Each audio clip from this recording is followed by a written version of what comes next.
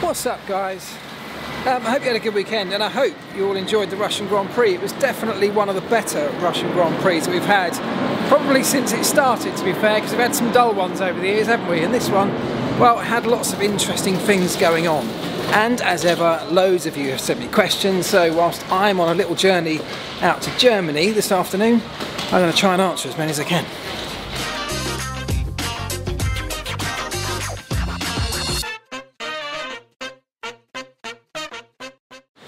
Right, I'm going to start with this one from Sassbits on YouTube, and this is not so much of a question, but Sassbits says, "Hi Mark, just a thought on your video format.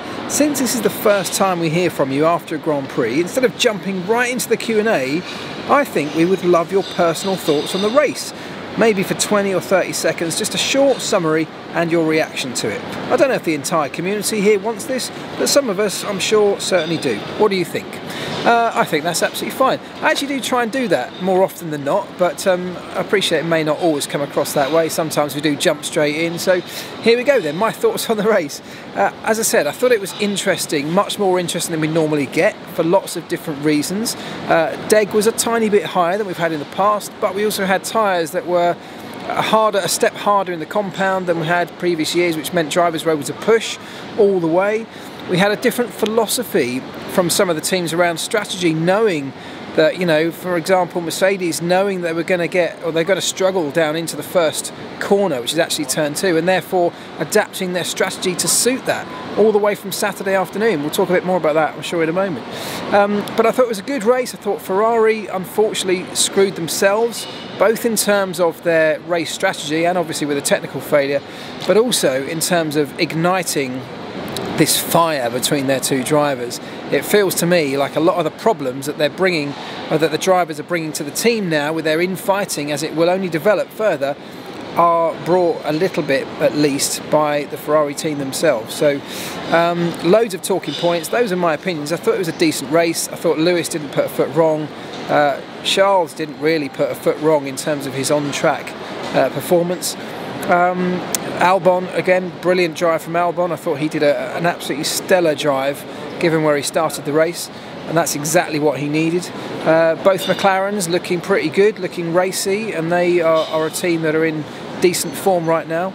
And it's nice to see them pick up points that they missed out on over the last few races where they perhaps should have had them. But a decent race, as I say. Not my favourite circuit of the year, but I think we got something that was entertaining for 2 hours, which is what Formula 1 race should be. There you go. Right, I'm going to go and check in, and then let's get on with some questions.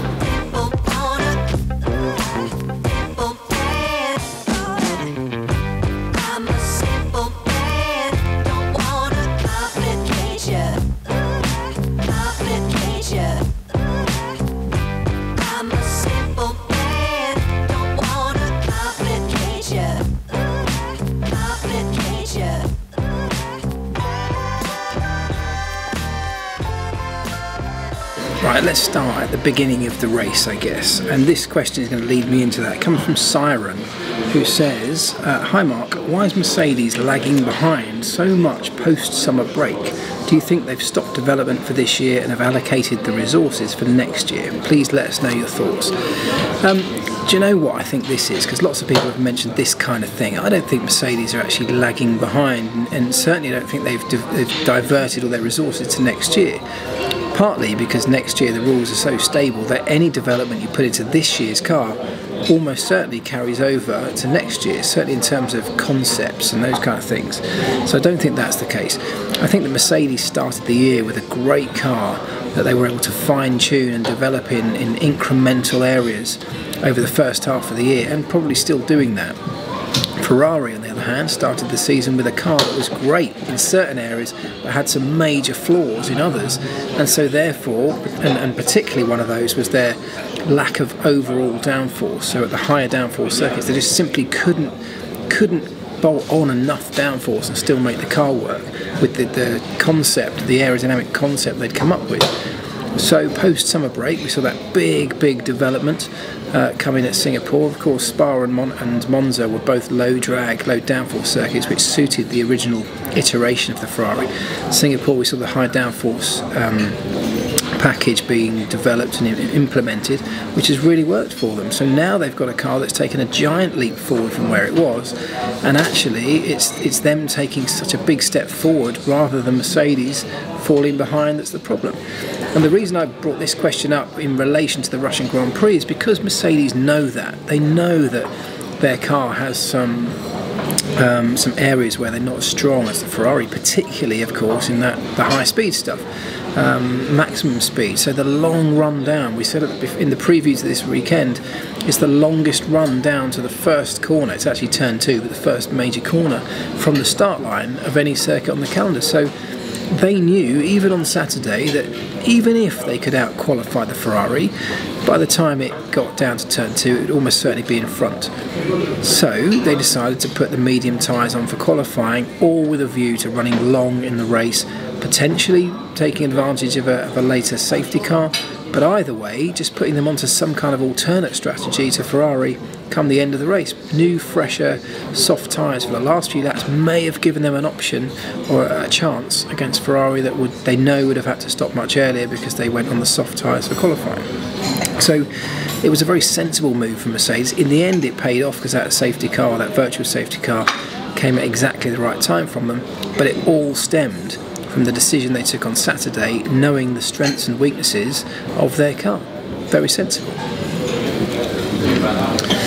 Also, around the start of the race, Yanni Contio says, "Hi Mark, during the start I noticed that Lewis had his left hand over the steering wheel, most likely to press a button. Do you know what that could be?" I don't, actually. I haven't seen it, so I don't know exactly what you're talking about, but the drivers have to activate various launch modes and settings during the start procedure, and it's entirely up to them where they place those buttons. So perhaps if it's a button that's solely used for the start, he'll have it tucked away around the back of the steering wheel. That might be an awkward place to get to, but that's the only time he's going to use it during the race, for example. So maybe it's something like that, but there's lots of things they have to activate for the start procedure. It's more than likely one of those, but I haven't seen it, so I can't answer fully, I'm afraid. Paul O'Sullivan says, was it bad tactics by Ferrari to try and get Leclerc past Vettel in the race? Should they just let them race? Are they creating these headaches for themselves? Yes, Paul, I agree on all of those things. Yes, they should have let them race. Yes, it was bad tactics to try and orchestrate that switch around. And absolutely, they're creating headaches for themselves, as I said right in the beginning. I definitely think they are creating a monster here between their two drivers. Instead of taking a hard management style, laying down the orders, laying down the line, and letting them race at the end of the day, they're trying to pussyfoot around it, trying to be as light-hearted as they can, trying to appease everybody, trying to give back places that somebody made up due to a tow that maybe didn't seem fair because they didn't get on pole. That's ridiculous. That's not what motor racing should be, and I'm sorry, Ferrari should know better than this. They've now got a situation where they've got two drivers who will only grow to hate each other more and more and distrust each other, as well as potentially the team. We know that one of those two is going to come out on top as the long-term hero at Ferrari. That's going to be Leclerc, but Sebastian Vettel is definitely not ready to roll over and give up his position as the #1 driver, as a 4-time world champion, and he's going to fight back. And unfortunately, Ferrari are going to find this very, very troublesome. Believe me, I've been in similar situations, as most of you know, and it's not pleasant for anybody. It cost us a championship in 2007 when we didn't deal with things the right way, and Ferrari should have seen all of this. They should definitely know better. So yes, I agree with you, Paul. They are making a mess of things at the moment, where they've got some great opportunities they're just not taking because of their own internal politics, internal fighting, and essentially just messing up their own strategies.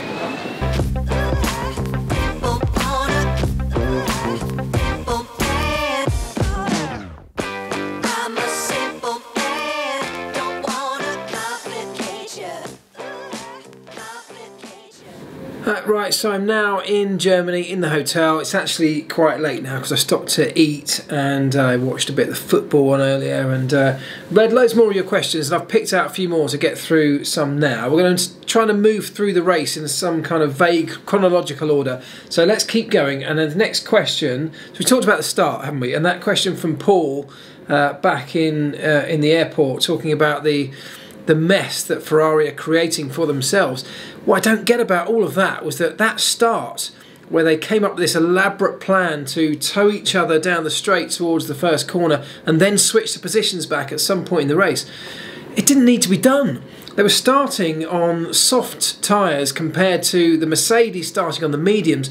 They know that that gives them at least 2 metres of extra launch potential off the line with the softer tyre. So they already had that in their back pocket. And then they know that a faster car in a straight line as well. So plus, you know, there were 2 of them right at the front. So there was no need to do that. They should have been able to get to the front by turn 2 in almost any scenario. So trying to orchestrate that seemed like an absolute mess. I just didn't get it. But then we moved through the race and they're trying to do the switchback. Vettel starts ignoring team orders. In fact, there's a question about that. HD Movie Source says, "Hi Mark, has Ferrari screwed over Leclerc yet again? And why is Vettel not listening to team orders and strategy?" I don't think they screwed over Leclerc. I don't think they screwed him over at all, to be fair. I mean, yes, if they had some pre-race agreement by which Leclerc was going to be given the place back and ultimately the win, well then, yeah, you could argue that they screwed him over. But they're screwing themselves over by making these kind of arrangements in the first place. And why is Vettel not listening to team orders and strategy? Because actually on the day, Vettel was correct. There's no way that Vettel should have been trying to switch positions back on those opening laps with Lewis still within touching distance. It would have been suicide. Trying to do that without opening the door to Lewis at that point was just crazy. They were the fastest cars. Seb was the fastest of the fastest cars. It made absolute sense to leave him out front. So that question from HD Movie Source. Another one. I Am Legend says, should Ferrari have just kept Vettel in the lead since he was much faster than Charles? Would it have made it more likely that Ferrari would have won, assuming that there would have been no DNF for Sebastian? Absolutely. You don't have a pre-race agreement. This is not kindergarten where we've got to be fair to one guy and make sure no one gets upset. This is Formula 1. You do whatever is best for the team. Vettel was the fastest driver on the day. They should have absolutely let him stretch his legs out front and go on and win the race if that was what he was able to do, which is exactly what it looked like he was able to do. You know, trying to appease one driver because you've made some ridiculous pre-race agreement is not how a Formula 1 team should operate. It's certainly not how a Formula 1 team gets the maximum points from every Grand Prix. And on that subject of the pre-race agreement, Ugur Kaimak says, "Hey Elvis, post-race interviews with Charles Leclerc, it is mostly him talking about doing what they agreed on earlier. Hasn't he, though, disobeyed what was discussed before the Italian Grand Prix?" So that idea in qualifying where he was supposed to be giving Sebastian the tow in quali and then didn't do what he was so they say, what the plan was. He went against the plan. So has he got form? Yeah, he has. This is all part of the problem. They're all just doing what they want to do. Ferrari are not strong enough to stand up and say, right, smash their heads together and go, listen, you two, you're driving for Ferrari, you do what Ferrari say. So I think it's a whole big mess, and I think it was, you know, to be playing out so publicly across the team radio in those opening laps was that was disastrous. Because not only do we as fans all have now an opinion on that, their main rivals are starting to realise very quickly and very easily and publicly what their weaknesses are. You know, how they can upset a team like that, how they can get under the skin of them. You know, it was just a mess. Anyway, we won't dwell any further on that. Let's move further into the race. Because as it went on, of course, as we now know, Ferrari tried the switcheroo, Vettel ignored, he kept going, he pulled this lead. Then Ferrari decided, in my opinion, and I know they've said that this is not what they did, but in my opinion, Ferrari then went on to enforce the switchback by leaving Vettel out longer than perhaps they needed to and allowing Charles to get an undercut, a sort of orchestrated undercut on his teammate. If that was the plan, I guess it worked out because Charles came out in front, didn't he? The reality was they had the ability to leave Seb out without costing the team anything, so that wasn't necessarily a disaster, but it just was unnecessary. The point, though, after that, of course, Vettel came in for his pit stop. When he emerged, Charles was out in front, but very quickly, as we all now know, Vettel's car ground to a halt with MGUK. problems, as we now know. And there are some questions around that, obviously. Henron says, your show, Elvis, is really good, so keep up the good work. Well, thanks very much. That's very kind of you. My question is, how can the MGU-K fail after fitting for new tyres in relation to Vettel's retirement from the race? How does the MGU-K fail after stopping for a pit stop? Well, there are lots of failure modes for every component on a race car. The MGU-K, pretty complex piece of kit. However, my assessment, without any actual evidence, the only people who really know are the people who have the data in front of them, but my assessment looking on from this would be that Sebastian was sitting out in front for that whole race up until the pit stop. He was in clean air. There was no danger of that car overheating at any point. All the systems were getting all the airflow they needed. Everything would have been running at a lovely temperature. He then stopped. He went into the pits running very slowly. The car stops on the pit stop marks whilst they change the tyres. He then comes out of the pit lane very slowly again. And temperatures really do build up. Temperatures, if you look at it on a graph, the temperatures you know, around the race, around the lap, relatively constant. Obviously spikes for for various things as the speeds go up and down and the airflow speeds go up and down, but relatively constant. You get into the pit lane for a pit stop and temperatures just go up like this. And if you take too long in a pit stop, it can really have an issue. Now, he didn't take too long, but it just may have been that massive change in temperature from where it had been since the start of the race probably caused some kind of issue. I would be very surprised if that failure wasn't temperature related in some way. Then there were a few questions around why Vettel stopped where he did, because of course him stopping at that point in the circuit and then bringing out the virtual safety car was essentially what handed the race over to Mercedes and Lewis Hamilton, ironically. So the question from Paul John James is, if the MGU-H failed, I think you probably mean the MGU-K, couldn't he have made it back to the pits on the internal combustion unit power? And lots of people mentioned that. I heard it talked about in commentary as well. It does depend totally on the failure mode. Don't forget, the MGU-K directly connected to that internal combustion engine. So depending on what the failure is, if it's engaged in the engine, for example, it could have an impact on the internal combustion engine itself. And the team can't risk that, because changing one component, i.e. a failed MGU-K, is one thing, but having to change an internal combustion engine out of sequence as well starts to become a much, much bigger problem for the team and further penalties down the line, presumably. So they did ask him to stop. They would have only asked him to stop if they had to, and the data obviously told them that that was the right thing to do. So you've got to take their word on that. Right, so then we got that VSC. We got a virtual safety car when Sebastian's car was stricken just off the side of the racetrack.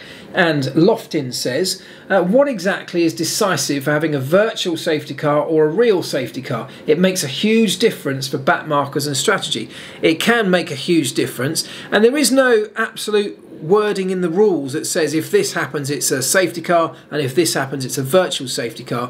This is two options that race control have at their disposal, led by of course Michael Massey, the new race director. He has to look at the situation and decide which one suits that particular set of circumstances. It can be things like how long he thinks the stoppage or the recovery will be for, how much was the car buried into a wall, how close is it to a barrier. So for example, in Sebastian Vettel's case, it was very close to an exit road and actually was a reasonably quick recovery, get a few marshals on, get it wheeled off the circuit and through that gate. With somebody like George Russell's incident where he'd nosed into the barriers, there was obviously going to be some repair work, so marshals would have been on the circuit for much longer. It would have been a much longer recovery time to get the car pulled out of that. So in that instance, they decided a full safety car was the right option. So there's no right or wrong with it. There's no absolute one way or on the other. It's just a judgment call that race control have to make, and I think we have to respect them for doing that. Hopefully, most of the time they get it right. Right, Barath Nag on the subject of the virtual safety car, and lots of you talked about this during the race. What are your thoughts on closing the pit lane during a virtual safety car? So many drivers are losing hard-earned advantages off of something designed to freeze the race. I totally understand everybody's frustration around this, but I'm going to disagree with all of those who think that we should be closing the pit lane. For me, it's just one of those unknowns. It's one of those things that occasionally it might work in your favour, occasionally it might not. And actually, do you know what? I quite like a few variables in Formula One that we can't predict, that we can't engineer to our advantage, but they just might happen. A little bit like weather. It's a little bit for me like if you do your pit stop and then you go out and suddenly it starts raining and you find yourself on the wrong tyre but having already made a pit stop, and yet somebody else hasn't made their pit stop yet, for example, it might fall in their favour. You know, it's one of those things where sometimes it'll go your way, sometimes it won't. It's not like it decides most races, and if it was doing that, then absolutely I'd say, look, we need to address this because it's kind of ruining Formula One, or it's taking over Formula One. For me, it's on the rare occasion it will fall for somebody and it will fall against somebody else, but that's just Formula One. It's like getting a puncher. It's random sometimes. It just occasionally just happens, and sometimes it'll be your day, sometimes it won't. Mercedes were switched on enough to give themselves that longer, flexible strategy by starting on the medium tyre, and on this particular occasion, it absolutely all fell into place. But for me, it's not really a big problem having the pit lane open. I just think it's one of those things that adds another element to strategy. It keeps people thinking on their feet on the pit wall. Some people get it right, some people get it wrong, and I kind of like the way that it mixes things up sometimes. Right, after all of that VSC nonsense, after Sebastian had lost or fallen out of that race, of course at that point we then had Lewis right out in front. We had Charles in second, and we had Bottas in third, and then we got that full safety car, didn't we, for, I think it was for George Russell's car, wasn't it? And we had the incident where Ferrari decided to box Charles, put him onto a set of softs, giving up track position, bringing him out behind Bottas, hoping he could get past for the end of the race. And who was it here? Shogun Manuel George says, with Leclerc struggling to pass Bottas so much at the end of the race, would Scuderia Ferrari not have been better off just keeping Leclerc on the mediums and keeping position? Well, absolutely they would have done, wouldn't they? But that's with a bit of hindsight. I mean, yes, it seemed like a crazy decision. One of the golden rules in race strategy is you don't give up track position unless you've got some really good reason. What Ferrari were doing were giving up track position, but then putting Charles onto the same tyre as the two cars in front of them. And for me, that was just such a weird thing to do. It's nowhere near enough of an advantage, a tyre advantage, to be able to catapult yourself past. And I know they had a straight line advantage, but we know how hard this circuit is to get by on. But it left Ferrari looking really quite silly because they'd given up P2 on the racetrack for P3 and ended up struggling around there for the rest of the Grand Prix. So yes is the answer. I always hate to criticise teams' strategic decisions because when they make them, they absolutely think they're doing the right thing. With the information they got in front of them, they will only always make that decision on the basis that they think it's the right thing to do right there. And I know how hard that is to do. You know, I've been part of these decision-making, split-second decision-making processes building up to a pit stop or building up to a tyre change. And they're incredibly difficult. The pressure everyone's under is immense, but you only ever make what you think is the right call. And it is very, very easy with hindsight to look back on it and say, well, it was the wrong thing to do. Yeah, of course it was now, we know that. But they thought they were giving themselves a shot at not only getting back past Bottas, but then potentially giving themselves a shot at Lewis Hamilton. And as it happened, it didn't work out. Right, here's a quick one. David Miras says, what are those knobs for? I know it might seem obvious, but just to very quickly point out, there's two knobs on the two buttons on the side of the headset there, and that's basically because there is normally more than one channel, or there's always more than one channel that the race team is operating on. One might be for one side of the garage, one might be for the other side of the garage. One could be for the driver channel, one could be for the team channel, and you have different buttons in case you want to talk on either of those separate channels. One of those buttons could be to talk to everybody, one could be to talk to a certain group of people. So everybody can have their headset programmed for different things, but the buttons are for talking on different channels. Okay, let's just finish by talking about McLaren, because we haven't discussed McLaren yet, and not only did they have a great race, which is a real positive, but they had made this big announcement, didn't they, at the start of the weekend about them ditching Renault after next season and going on to use Mercedes engines from 2021 onwards. So let's quickly discuss that. First of all, question marks about Renault. There have to be question marks about Renault now, Renault's future in the sport. They, at the moment, have no customer teams beyond next year. They would solely be supplying themselves as things stand. So is there another announcement coming soon about who they might be supplying in the future? Or is there some talk? Is there rumours? Is there some story bubbling away where they may not be part of Formula One's future beyond 2021? I'm speculating massively, but it feels like something going on there to be announcing that this early. But let's talk about McLaren though. Steve Tom says, "Hi Mark, why would McLaren not have gone with Ferrari for a power unit for 2021? Well, I know that Ferrari may look like they have a very strong power unit, and they have. But it's much more than that. You have to have a working relationship, a really close working relationship with your power unit supplier. And with the greatest respect to Ferrari, I don't think they're the easiest to work with. I think the two cultures would definitely have some kind of clashing. McLaren have been burned by that before with the clash with the Japanese culture in Honda.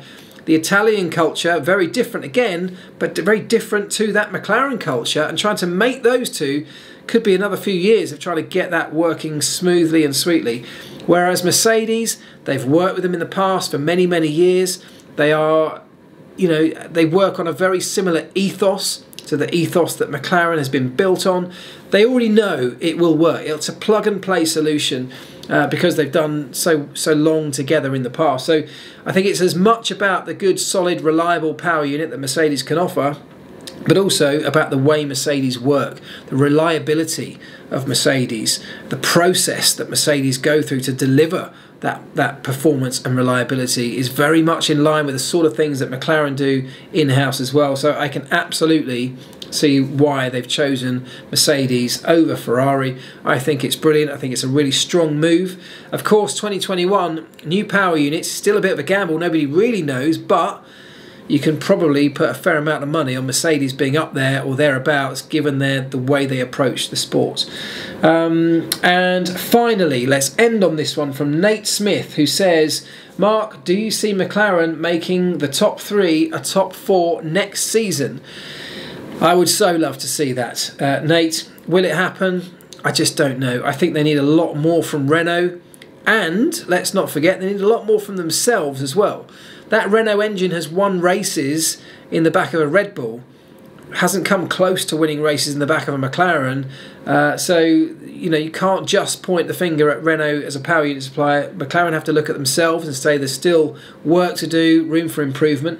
So I think it's still winding it up, but they're doing all in the right direction. Everything's going smoothly. Great driver pairing, building a solid team. The management seems to have settled down now. Everything seems to be working much better than it has been in the past. So hopefully the trend will just continue in an upward direction. Right, gotta go because I've got to go to bed. I've got no idea how long this video is, but it feels like a long one. Thank you so much for all the questions. Oh, before I go, I've got to announce a winner from the Instagram competition. Oh my goodness, nearly forgot. Okay, sorry about that, nearly forgot. Last though, but not least at all, thank you to everybody who took part in this week's competition, the prize giveaway, that brilliant laser cut circuit map of the Sochi Autodrome from Auto Design Prints. Loads of you sent me the required response to the Instagram post that I posted on Thursday. So thank you for all of those. I've been through them and used the random comment picker, and I can announce that the winner of that piece of artwork is Deb P128. So Deb P128, congratulations, that's Deb Pascoe. She said, Bottas for the win, 12 months on from Valtteri, this is James. Well, not quite, but you didn't win in terms of your predictions, but you've definitely won the piece, so congratulations. I will contact you directly, get your address, and we'll get that out to you very, very soon. So thank you to everybody that took part. Congratulations, Deb. If you're interested in them, by the way, go check out the gpbox.com and Auto Design Prints pages, because they messaged me over the weekend. They've now got one of those for every single track on the 2019 F1 calendar. So there's some brilliant ones in there. They do look really, really good. So if you're interested, go check them out. get one for yourself.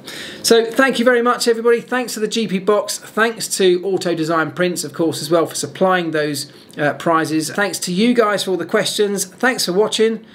I'll see you soon. Ta-da.